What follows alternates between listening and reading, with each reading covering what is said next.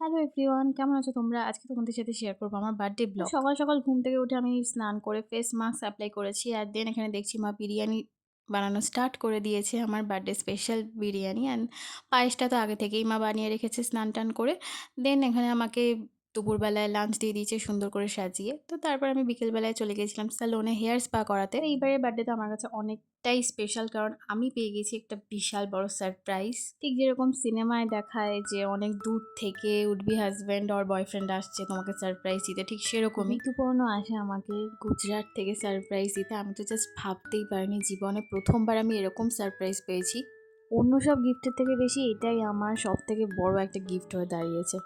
লাইফে first time এরকম gift পেয়ে আমি ভীষণ খুশি, আই ফিল ভেরি ব্লেসড। আমার স্কুলের এই ফ্রেন্ডটাও এসেছিল, তো সবাই মিলে খুব মজা করেছি, একসাথে খাওয়া দাওয়া করেছি, আর অনেক স্পেশাল স্পেশাল গিফট পেয়েছি। তো থ্যাংক ইউ সবাইকে, দেখা হচ্ছে অন্য কোনো ভিডিওতে। টাটা।